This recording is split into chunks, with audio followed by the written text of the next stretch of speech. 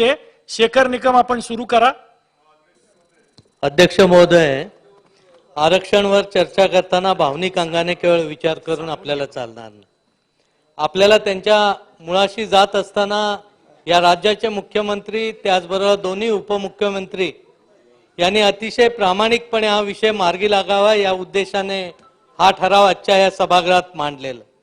आतापर्यंतच्या चर्चेमध्ये केवळ भावनिक आव्हानं आपण सगळ्या वेगवेगळ्या ठिकाणी आपण बघतोय, पण ते नुसतं भावनिक आवाहन करून चालणार नाही। तर टिकणारं आरक्षण आपल्याला द्यायचं असेल तर या राज्याच्या मुख्यमंत्र्यांना देखील पुरेसा वेळ देण्याची आपल्याला गरज आहे आणि ती मला वाटतं आपण द्यावी।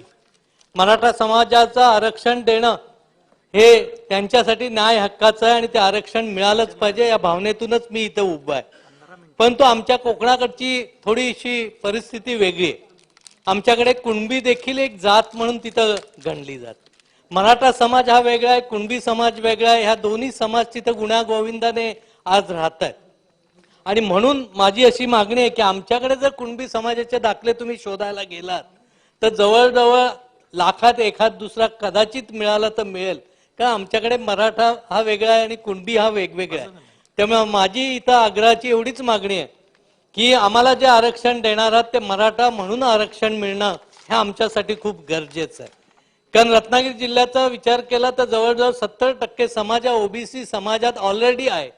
त्यामध्ये कुणबी समाज असेल, लोहार असेल, इतर समाज असेल, वाणी समाज असेल आणि ह्यामुळे हे आरक्षण देत असताना ते वेगळ्या पद्धतीचंच आरक्षण असणं पाहिजे ही आमची मागणी आहे। कारण एकाला जे दिलेलं आहे तेच त्यांना पुरेसं नाही आणि त्याच्यातच जर आम्ही आलो तर आमच्या समोरच्या खूप अडचणी वाढणार आहे। या राज्याच्या मुख्यमंत्र्यांचं नेहमी सांगणं आहे की कुठच्याही ओबीसी असेल किंवा इतर कुठच्याही समाजाला जे आरक्षण दिलंय त्यामध्ये कधी हात लागणार। आणि मग हे ज्यावेळी त्यांनी ठामपणे सांगितले त्यावेळी वेगवेगळ्या गोष्टी वेगवेगळ्या पद्धतीने येतात आणि समाजातलं वातावरण बिघडवण्याचं काम होतं। आणि हे सगळं होत असताना मला वाटतं एक सामुदायिक नेतृत्व करण्याची चुरस असल्यामुळे असेल किंवा अन्य मार्गाने असेल, किंबहुना एकनाथराव शिंदे साहेब जर आरक्षण देतात तर त्यामध्ये अडथळा कशा पद्धतीने यावा ह्या बाबतीतही असू शकेल अशी एक सामान्य नागरिक म्हणून माझ्या मनात शंका येते। त्यामुळे ह्याच्यामध्ये मी मराठा समाजाला आपण आग्रही मागणी आहे की आरक्षणामध्ये दिलं पाहिजे। कारण आजकाल आमच्याकडच्या समाजाची अवस्था अशी झाली की बाप भीक मागू देत नाही आणि आई जेवू घालत नाही, ही वस्तुस्थिती। कारण एक काळ असा होता की आमच्याकडून अनेक जमीनदार ट्रक भरून अननसाच्या गाड्या मुंबईमध्ये विकायला पाठवत होत्या आणि आज त्याच कुटुंबावर त्यातली छोटी छोटी जागा विकत आता सगळ्या जागा संपवून आता पुढच्या पिढीला कुठची जागा शिल्लक नाही अशाही परिस्थितीत ही कुटुंब आहे। त्यामुळे मराठा समाज फार मोठा आहे किंवा खूप काही श्रीमंत आहे अशी जी समज आहे ती थोडीशी चुकीची आहे। कोकणातला मराठा समाज हा आरक्षणापासून वंचित ह्या सगळ्या प्रक्रियेमध्ये जर कुणबी दाखले शोधायला लागले तर निश्चितपणे राहू शकतो। तेव्हा सद्य परिस्थितीत जे आरक्षण 103वी घटना दुरुस्ती करून मिळत आहे, ज्याला आपण EWS म्हणतोय, 10% आरक्षण आपण मिळतं, त्या आरक्षणामध्ये वेगळ्या पद्धतीचा विचार करून स्वतंत्र मराठा समाजाला आरक्षण द्यावं। कारण कोकणामध्ये कुणबी मराठा व एकंदरीत सर्व समाज गुण्यागोविंदाने नांदत आहेत। कुणबी ओबीसी समाजाची संख्या जिल्ह्यामध्ये लक्षणीय आहे। त्या आमच्या भावंडांना पुरेसं प्रतिनिधित्व मिळत नसताना त्यांनाही प्रतिनिधित्व मिळावं ही अपेक्षा ठेवून त्यांचंही आरक्षण रद्द होणार नाही किंवा त्यामध्ये आमचा हिस्सा येणार नाही ही निश्चितपणे आपण त्या पद्धतीचा विचार करत या सगळ्यामध्ये मुळात शिक्षण सहज परवडेल असे उपलब्ध झाल्यास थोडी त्याची तीव्रता निश्चितपणे कमी होऊ शकते। EBC स्कॉलरशिप 100% करणं गरजेचं आहे। ओबीसी स्कॉलरशिप शिक्षणासाठी 100% गरजेचं आहे आणि इतरही गोष्टीसाठी मराठा समाजाच्या तरुणांना प्रोत्साहन देण्यासाठी उद्योगधंदा निर्मिती असेल, ग्रामीण पर्यटन असेल, छोटे मोठे बंधाऱ्याच्या निमित्ताने शेतीकडे पुन्हा बघायचं असेल, ह्या गोष्टी होणं गरजेचं आहे। मी या सरकारचं अभिनंदन करतो कारण आपल्याकडे जिल्ह्यामध्ये MBBS सारखी कॉलेज आज शासकीय होत आहेत। खऱ्या अर्थाने हे एक खूप चांगलं धोरण आपल्या समोर आहे, त्यामुळे ह्या गोष्टी होणं गरजेचं आहे। माझी भाची आहे ती BSc ला होती, तिला गोल्ड मेडलिस्ट मिळालं होतं, MSc ला होती तिला गोल्ड मेडलिस्ट मिळालं होतं, परंतु PhD ला एकच जागा होती, ती रिझर्वेशनला गेल्यामुळे तिला PhD सारख्या शिक्षणापासून ती वंचित राहू शकली. त्यामुळे गावातील आणि या सगळ्या तरुणांमध्ये ह्या गोष्टीमुळे थोडासा उद्रेक होतो.